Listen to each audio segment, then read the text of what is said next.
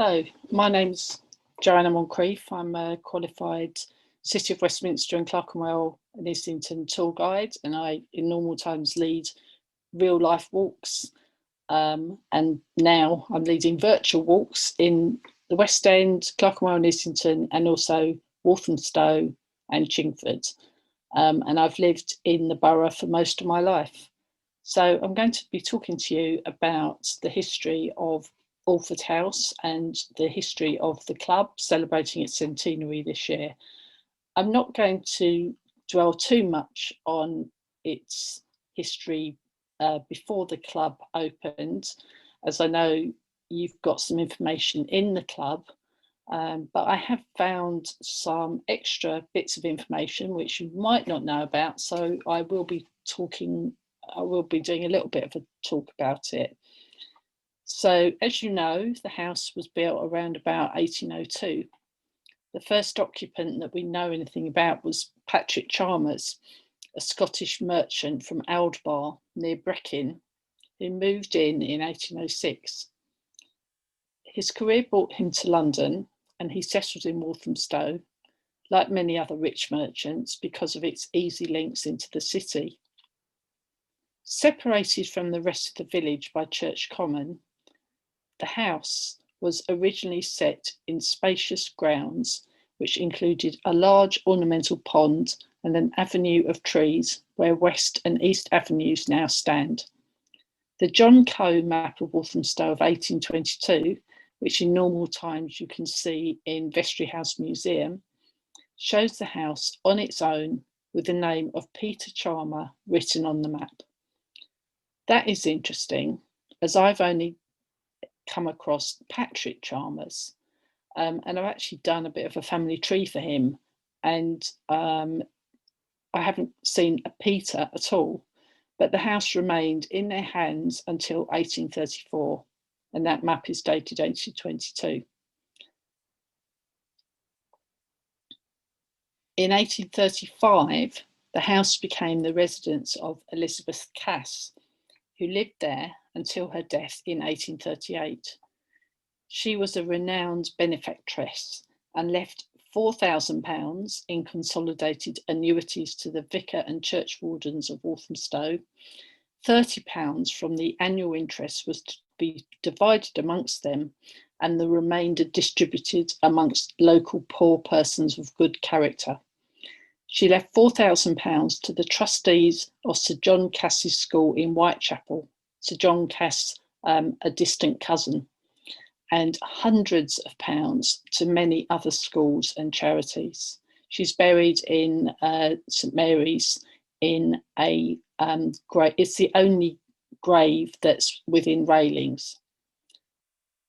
So she died in 1838, and on the 25th of May, 1838, the Chelmsford Chronicle reported that Mr. Humphreys had received directions to sell by auction on the premises at Church Common, because obviously it wasn't actually called Orford House then. It wasn't called Orford House until much later. So it was the only thing there. That house, there was nothing else there, if you can see the map. So it's just on the premises Church Common. That was all you needed. So what was going to be sold at auction, the excellent household furniture of the late Miss Cass. I'll just read a little bit of this. So 4-post and other bedsteads, clean goose feather beds and bedding, dining and drawing room chairs and sofas, square pianoforte, Brussels carpets, fenders and firearms. So quite a nice, the contents of the house look quite attractive. A few days later, there was also an advert for the auction of the house that was going to take place. So it's happening on the 29th of May, 1838. And this is probably of more interest to you to see what the house looked like in 1838. Well-proportioned dining and drawing room, a library connected by glass doors with a conservatory, 7 sleeping apartments, two nursery rooms, 2 servants'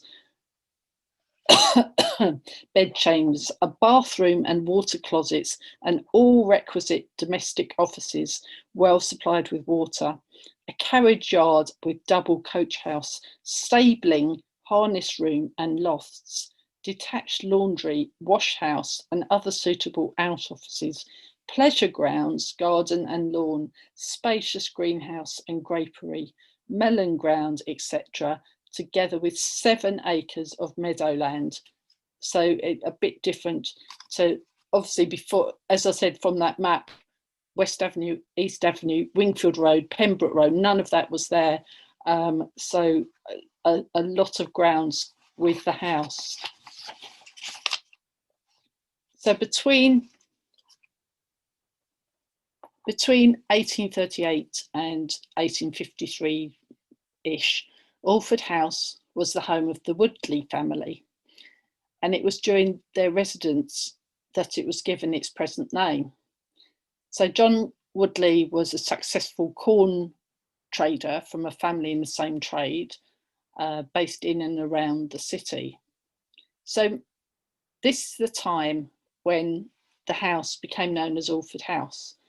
And on the information within your club and in the book of Walthamstow Streets, they all say that the name comes from Woodley, who was born in Orford in Suffolk.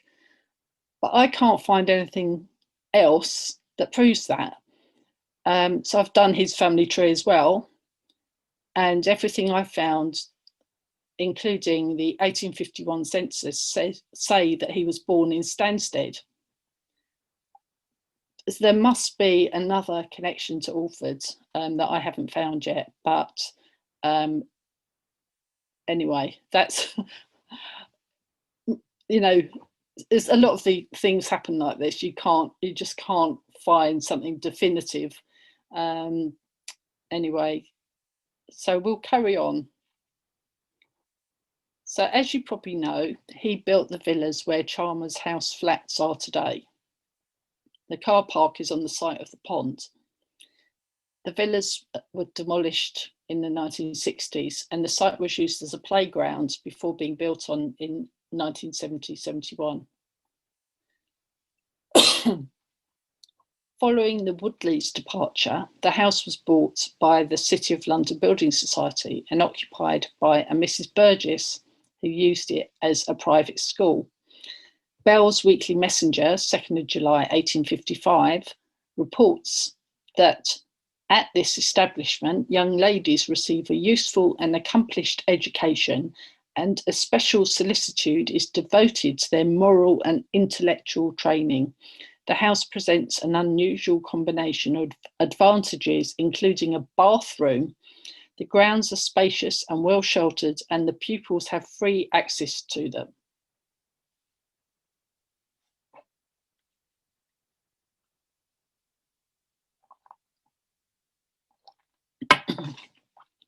Following the school, the next person who lived there was Thomas Kemp in 1857. He was a silk manufacturer. And then in 1890, the house passed to fish merchant William Gower. Actually, I've come across a William Gower on the committee, but not this William Gower. I mean, maybe I need to do a family tree for him, because this William Gower, so he died, and then his widow, Sarah Delia Gower, herself died in August 1920. And her executors, her children Florence and Edgar, so not William, decided to sell the entire contents of the house prior to the house being sold. So on the 12th and 13th of October 1920, I've got the list of items auctioned, reported in the Chelmsford Chronicle. Just a few items to give you an idea of how wealthy they were. Carved mahogany and satin walnut bedroom suites, mahogany tall boy chests, very fine grandfather chiming and other clocks, unique inlaid Sheraton secretaire bookcase, 2 pianos, Axminster and other carpets and rugs, pictures, books, ornaments, gold, silver and copper coins, plated articles, china and glass. So the entire contents was sold at auction. And the house itself was up for auction on 30th of November 1920. Described that it was with pleasure grounds.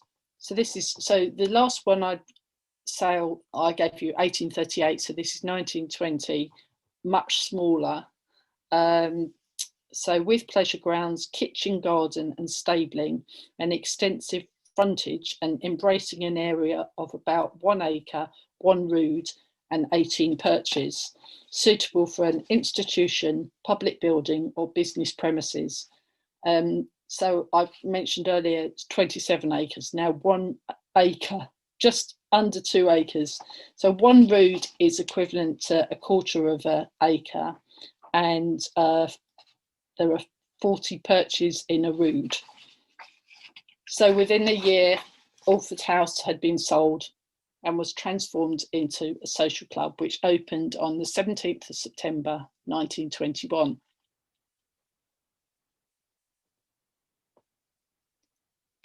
Now onto the history of the club. I've been given access to several boxes of minutes selected from over the past 100 years. So I'm going to share with you some excerpts of the more interesting aspects recorded. One thing I have noticed from reading the minutes was that there were lots of subcommittees, and in the early days, there were always willing members available to join the meetings, join the committees. I wish that was the case today. These meetings ranged in frequency at the beginning from once a week to once a fortnight. They were long too. Start times were never given, but they frequently ended after 11 o'clock, 11 p.m. There was a bit of discourse though, occasionally. In March 1922, it was agreed that potential events organised by the Entertainment Committee had to first go via the organising committee, but they did have their own budget, so they could buy some things without checking. 2 months later, it was reported at the meeting of the organising committee that the entire committee of the Entertainment Committee had resigned, as the grounds laid down by the organising committee did not justify their existence. It was then agreed that a new Entertainment Committee would be created out of existing members of the organising committee.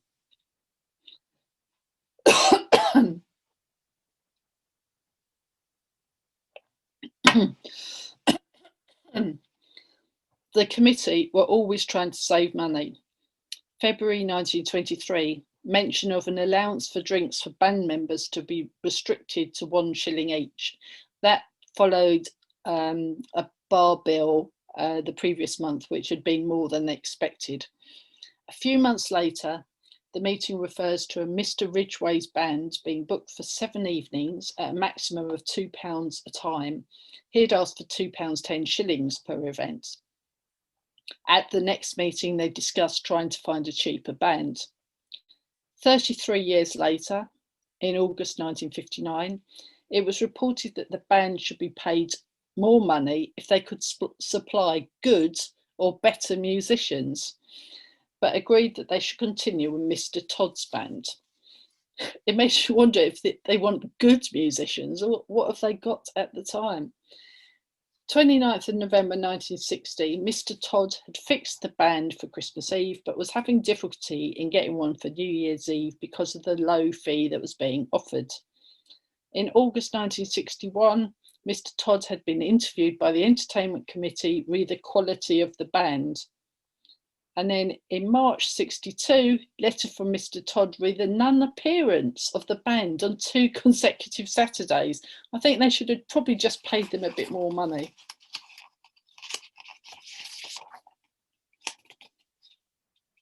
The summer 1923 entertainment programme included garden parties every 2 weeks, interspersed with al fresco concerts. Bands performing included the vaudeville bands, the gay sextet, the harmoniettes, and the melodies. However, in the August 1923 minutes, it was reported that Mr. L had booked the harmoniettes at a fee far exceeding what the committee could pay them. He had exceeded his authority in offering a larger fee. Mr. L informed the committee that he didn't want to have anything to do with cancelling engagements made, and it was proposed that the secretary would write to the band.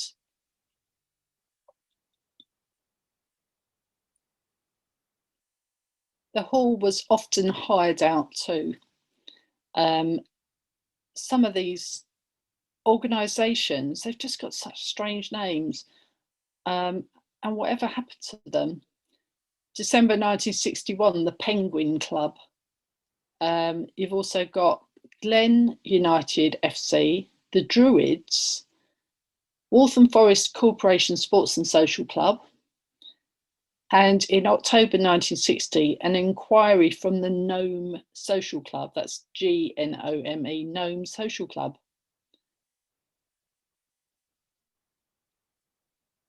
Now, in relation to outdoor games, in February 1922, the secretary was asked to write for tenders for the creation of a bowling green and tennis courts, and work for both of these was underway in October that year.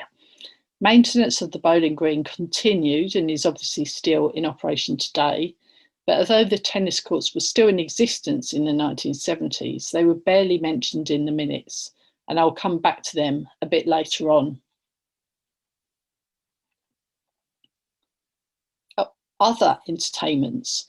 One of the books I found dated from February 1929 and was minutes of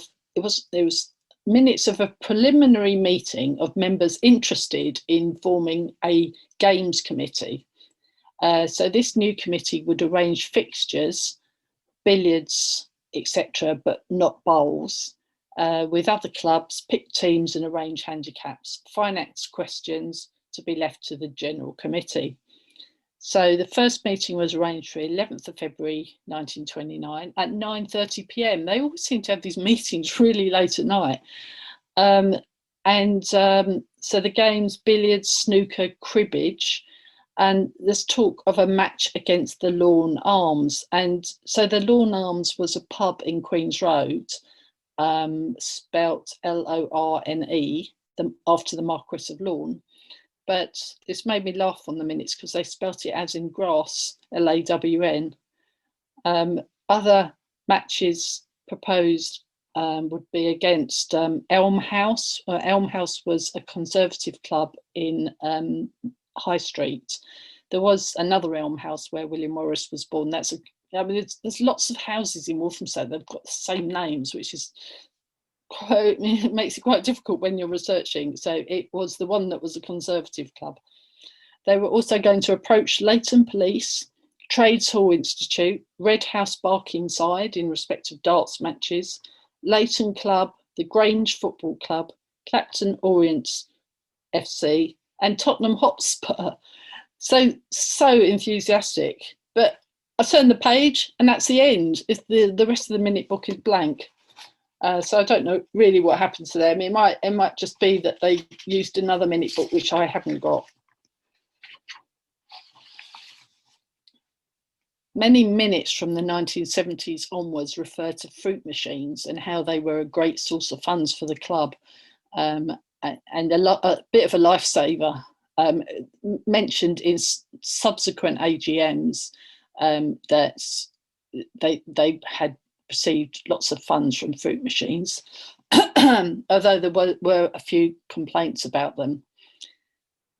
In 1933, it was agreed that a gab-o-let machine, that's Gab, G-A-B for Bertie, gab-o-let machine, was going to be installed in the lounge at cost of £15. And 10 cigarettes were to be given to each member scoring 4,000 points. Can't quite believe that today. So they would score their £4,000 on the Gabolet machine and be given 10 cigarettes. This was later changed to 4,200 points. And then a few months later, they were going to buy another Gab-O-Let machine. And I was really intrigued as to what on earth was this machine. And I'm afraid I haven't discovered yet. On the British Newspaper Archives, I found one reference to it in relation to stalls at a fair. Oh, actually, also I did find a reference to Gab-O-Let Limited in the London Gazette of 1939, but that's it. Can't find anything else. So if anyone knows what it is, please tell me. I might find, if I find out subsequently, I don't know what I'll do, but I'll let somebody know. So there were a few, so some of these clubs, you know, the Penguin Club, the Gnome Social Club, I'd love to know what they did. But before, you know, unless they were in the papers, they're not, probably won't find anything about them. Another committee was the Ladies' Committee, and there was a proposal in January 1922 for whist drives and also miniature whist drives to be run each week with the hope that it would attract more members to the club. And they proposed by letter to the organising committee, reported in February 1922, that the game of table tennis should be purchased and also a table to enable the same to be played upon it. I suddenly thought, we just know of table tennis table, but this is just the table tennis top to go on the table. In March 1922, it was discussed that as the Entertainment Committee were now organising the whist drives, that the Ladies' Committee duties should be defined. And maybe the committee was dissolved, but in September 1922, when there was a new committee, so a new secretary's hand, they were discussing about setting up a Ladies' Committee. Maybe there were a few minutes missing, but I couldn't see when it had finished. In the early years of the club, a piano had been lent by a Mrs. Harris, and she had offered to sell it to them, but in the end asked for it back. And in October 1922, it was recommended that a piano be rented from Benstead's. This saga of the piano seemed to go on for months and months in the minutes, because Mrs. Harris then complained that her piano had been returned untuned and she had had to pay for delivery. Then it was reported that the piano from Benstead's was the wrong type. Eventually, about 4 months later, February 1923, it looks like they gave up with Benstead's and instead approached a firm on Lea Bridge Road.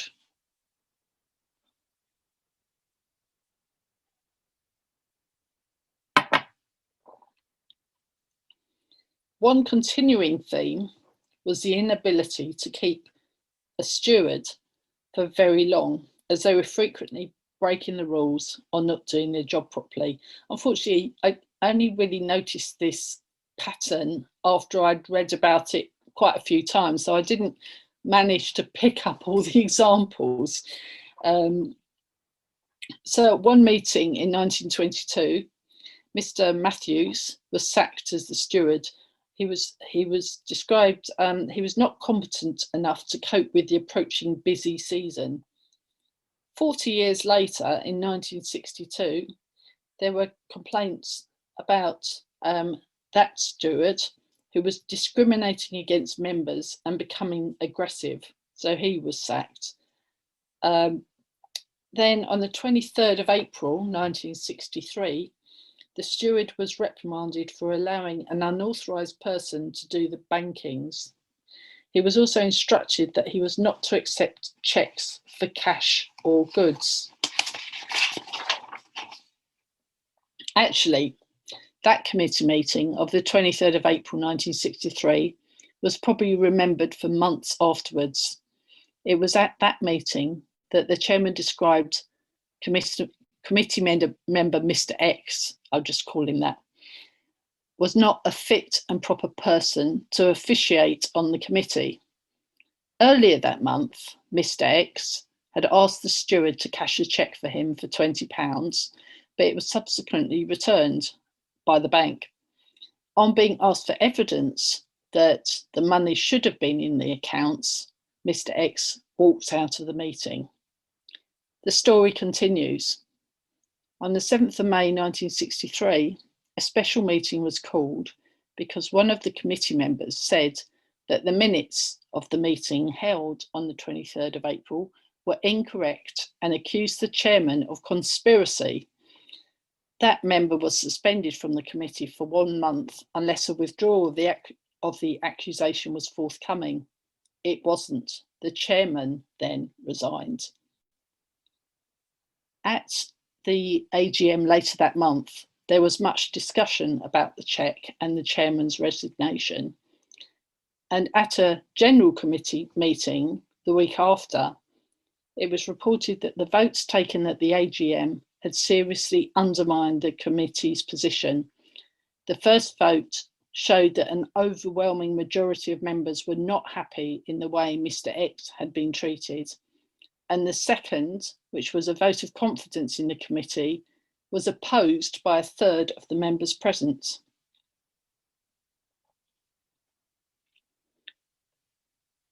Now to talk a bit about proposals to sell part of the grounds. First of all, a proposal from Warner Estates. On the 14th of June 1960, a representative of the Warner Estates had contacted the secretary with a view to finding out the committee's feelings on whether they would consider selling any of the club's land.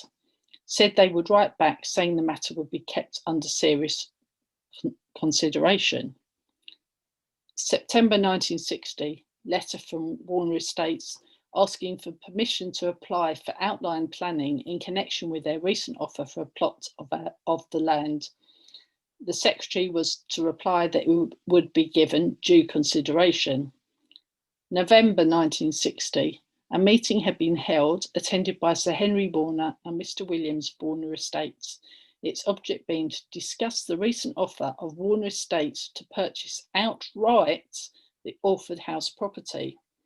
Several discussions followed regarding the proposed plan, and this went back and forth for a while, until, that is, the day of the AGM, when the members were very surprised to hear that the club was considering selling up. An amendment to the rules was proposed stating that no committee of Orford House Social Club be permitted to sell or dispose of in any way whatsoever any lands or buildings owned by the club unless authorised to do so by members of the club at a special meeting called for that purpose. At the AGM, the any other business section, the committee's action in commencing negotiations in apparently trying to dispose of part of the club was queried. The chairman replied that he just wanted to get some idea of its value, and that was all. On being asked the same question after the AGM, the chairman said that he thought that at some point in the future, the premises would be scheduled for redevelopment by the local authority, and that it would be a good idea for the committee to have a base figure on which to start negotiations. In the end, Warner Estates offered certain terms and conditions for the purchase of the club property, but the committee decided that the offer was not up to expectations. I could see that decision coming, as throughout the minutes, every financial transaction was queried, and rents for things such as garages were always higher than what potential tenants wanted to pay. They did eventually sell some land, but that 20 years later. In the late 1970s, the club was losing members. Lots of expensive work needed doing. Things had been neglected, and bills were getting bigger because more work needed doing. At the AGM in November 1977, the president was disappointed that only 34 members had attended. The bank balance at that time was healthy, but the grounds had been neglected and big bills were starting to come in. There was a plea for more help on the committee. A few months later, in September 1978, a special meeting was called. The club was in danger of closing. More committee members were needed as the club couldn't run by itself. New members were disappointed in the lack of facilities and were leaving because they weren't happy with the entertainment. The table tennis room needed urgent remedial work, and the tennis courts had gone to rack and ruin and would be too costly to install new ones. There wasn't enough money coming in to fix everything. More problems followed the following year. In December 1979, a special meeting was called as the surveyor confirmed that the roof structure was imminently dangerous and should be shored up immediately. The hall should be placed out of bounds immediately. It was decided that the events booked for that weekend would go ahead first. In May 1980, the house was given Grade 2 listed status, and things did actually seem to improve a bit after that. August 1981 AGM, 71 members present. It was hoped that the extension to the ballroom and other alterations would attract more members and revive interest among existing members. I'm not entirely sure where this money came from, but there had been talk of borrowing money from the brewery, and there's remarked here that the stewards, Joe and Carol, had been with them for almost 2 years. That must have been a bit of a record at that time. Just so many interviews for stewards throughout the minutes. So the next thing was a special meeting was called in January 1982. A tender had been received from Hastingwood Property Company Limited, who made an offer of £85,000 for land, which is today Hastingwood Court Flats in Pembroke Road. So as far as I understand, that this is where the tennis courts were. I did actually buy the title register, which costs £3. I've a bit of habit of doing this because sometimes you find out about historic conveyances, and it's a conveyance that has both Kemp and Gower's name on it. Anyway, I haven't even looked into that. I shouldn't even mention it, but I thought that's research for another day. But the conveyance, it's just got the names. It would just take a lot more work to find anything out. But so that probably that money obviously helped the club and meant it could carry on because looking at the finances over the course of the minutes, they were in some cases getting very low. So my original plan in looking at the minutes was to see how previous anniversaries had been celebrated. But although I haven't read every single page, some of the writing is harder to read than other pages. And it's just so many. I've got 2 boxes full of books there. I didn't come across anything at all. But I did find details of a celebration in 1966 when on the 22nd of September, Incoop would be handing over the deeds of the club. There was going to be a dance band and 2 cabaret artists would be engaged. There would be a running buffet paid for by the club and 150 people would be catered for. Well, hopefully there will be a time in the near future when celebrations can happen in real life at the club.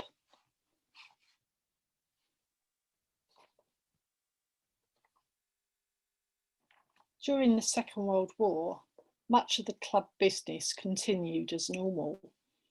Although no detail is given of bomb damage to the club, repairs to some war damage is mentioned in spring 1945. Dance bands continued to be booked throughout the war, once a week from 1942 onwards, although it was often a struggle to find a decent band for the 30 shillings they were willing to pay, with no drinks included for band members. In June 1942, it was suggested that the radiogram should be used for dances where possible in order to save money. Mr. Salmon suggested that his son might be induced to loan the club some of his records, as he had a very up-to-date selection. It was proposed that the sum of 5 shillings would be paid for the loan of these records, and that any that were broken would be replaced. Other games. There were regular darts matches with other local teams. Cribbage and shove halfpenny tournaments are mentioned, so that sort of carried on as it did before the war. But as before the war and as after the war, finances were tight. At the AGM in 1940, it was reported that staff had taken a wage cut, which had assisted the club through the difficult period. The president made an appeal to members in early 1941 to loan the club 6pence a week to get them through the difficult times. No interest was to be paid on such loans. A letter had been sent to Taylor Walkers, stressing their present difficult position and suggesting that they might help. Taylor Walkers agreed a moratorium on mortgage interest. However, in August 1940, expenditure was down, as well as there hadn't been any expenses for entertainment. And it was reported at the meeting that if that continued for the rest of the year in that similar vein, it would be probably one of their best years.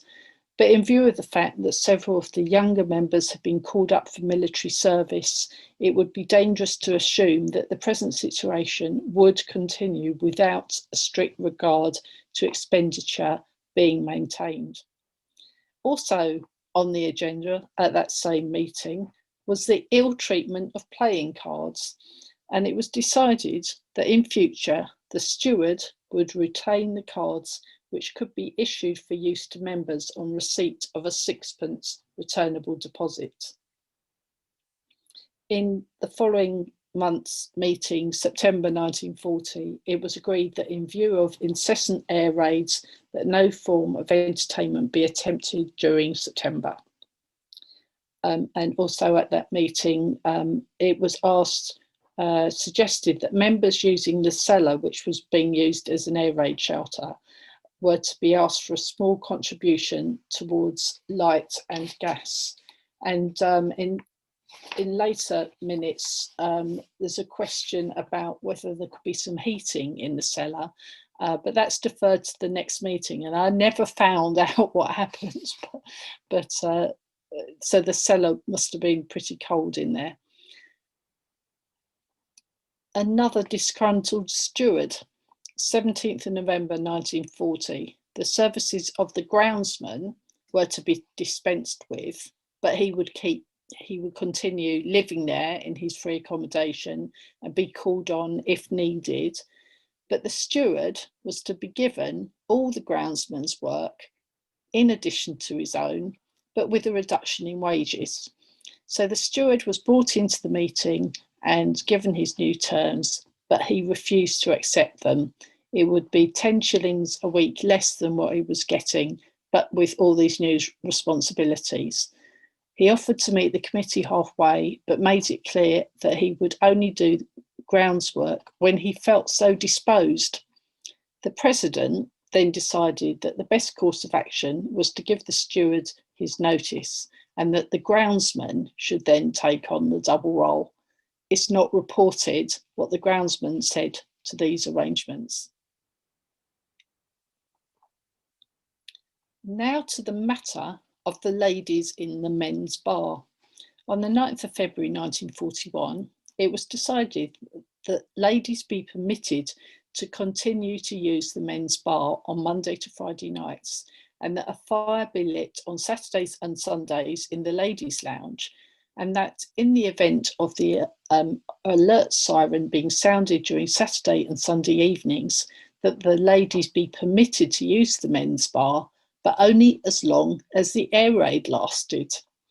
2 years later, in February 1943, it was proposed that the men's bar be open to ladies 7 nights a week, but this was to be reviewed after a month. At the meeting the following month, it was proposed that the bar be open to ladies only 6 nights a week, and Saturdays should be for men only. 4 were for this and 6 against, and eventually, thankfully, 7 nights were agreed on. So we all know about shortages during the war, and the main one that's reported in the minutes is a shortage of alcohol. December 1941, a letter was sent to Taylor Walker's and Booth's Gin asking for extra supplies for the festive season. Taylor Walker replied saying that they were unable to help, and Booth sent a circular letter saying that supplies of gin had been cut down to 10 on every dozen ordered.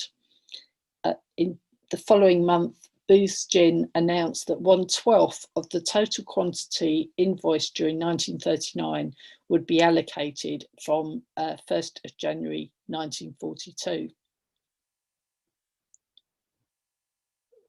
Room hire continued, but to different organisations.